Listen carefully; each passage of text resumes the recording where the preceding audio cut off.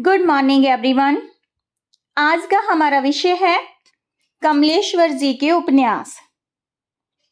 कमलेश्वर जी का जन्म 1932 में हुआ और इनकी मृत्यु 2007 में हुई। कमलेश्वर जी को मूल रूप में कहानीकार के रूप में जाना जाता है, लेकिन इन्होंने कुछ उपन्यास भी लिखे जो इस प्रकार हैं। 1957 में एक सड़क स्थावन गलियां उपन्यास प्रकाशित हुआ 1957 में। 57 प्रकाशन वर्ष में भी है और उपन्यास में के नाम में भी। आप इसी से याद रख सकते हैं कि 57 गलियां उपन्यास एक सड़क स्थावन गलियां 1957 में प्रकाशित हुआ।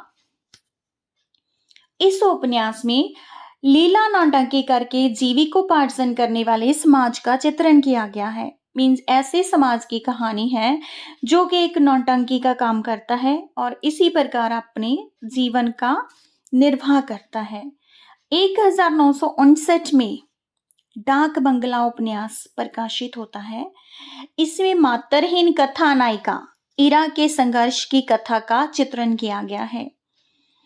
इरा के संघर्ष की कहानी का वर्णन किया गया है डाक बंगला में।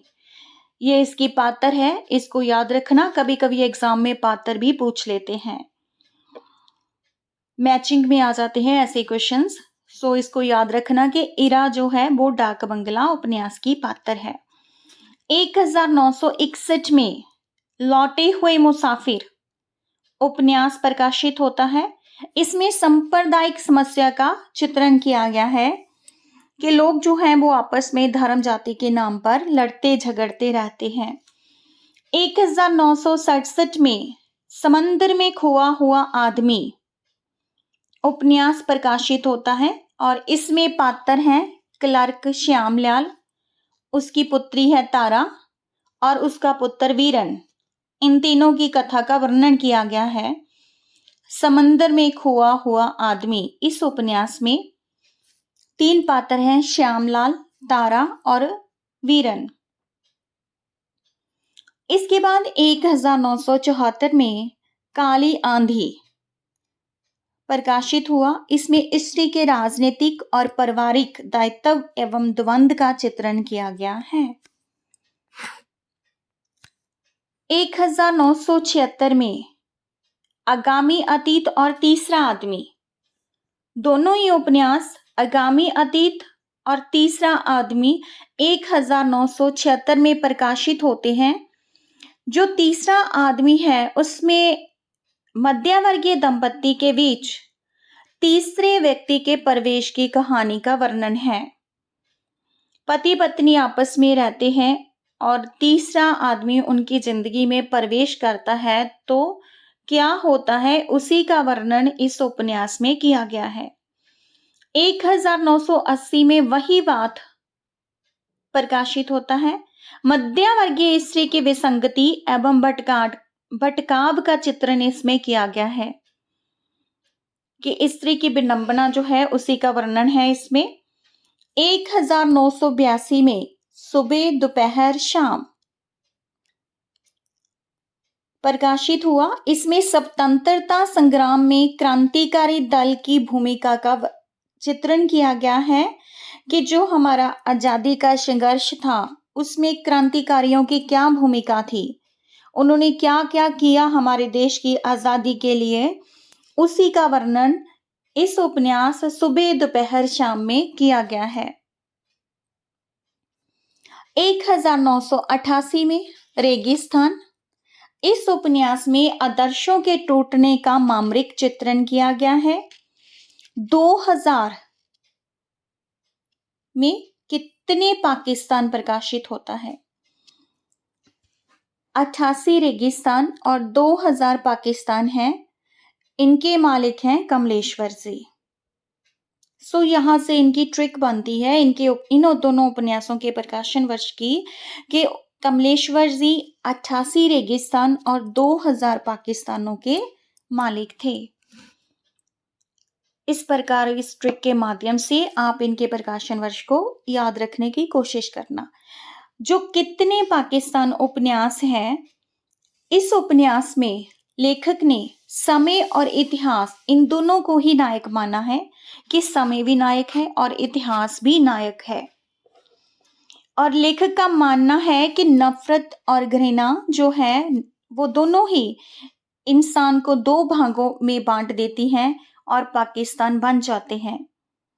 लेखक का कहना है कि इतिहास के प्रत्येक कालखंड में नफरत और घृणा इंसान को दो भागों में बांटती आई है और ये सिलसिला आज भी बादस्तूर जारी है कि आज भी लोग जो हैं वो आपस में धर्म जाति के नाम पर लड़ते झगड़ते रहते हैं और इस प्रकार देश की सीमाओं का और देश का विभाजन होता रहता है और पाकिस्तान बनते रहते हैं और ये आज भी हो रहा है।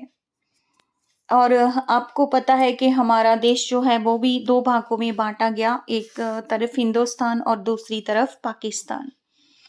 इस उपन्यास में जो वक्त है, जो समय है, वो खुद अपने अदीब के सामने कहता है, इजहार करता है कि अदीब आला वक्त ना हिंदू है ना मुसलमान। इतिहास गवाह है कि रजवाड़ों और सल्तनतों ने लोग हिंदू या मुसलमान तो थे, लेकिन इनके स्वार्थों और महत्वाकांक्षाओं ने इन लोगों को और ज्यादा हिंदू व मुसलमान बनाया था।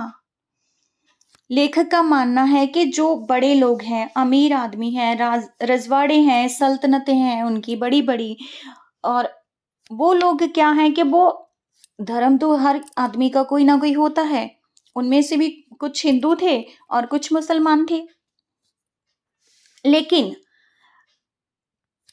इन लोगों के अपने स्वार्थों ने, जो इनका स्वार्थ था कि और ज्यादा हमारे पास रियासतें होनी चाहिए, जमी होनी चाहिए, हम उसके मालिक हों और हमारे पास बहुत ज्यादा पैसा हो, उसी लालच ने, उसी इनके स्वार्थों ने इन्हें और ज्यादा हिंदू और मुसलमान बना दिया। उनके कहना है कि उन्हें कट्टर हिंदू और कट्टर मुसलमान बना दिया, एक ऐसे हिंदू मुसलमान बना दिया जो दूसरों को आपस में धर्म के नाम पर लड़ाते थे, सिर्फ अपने स्वार्थ के लिए।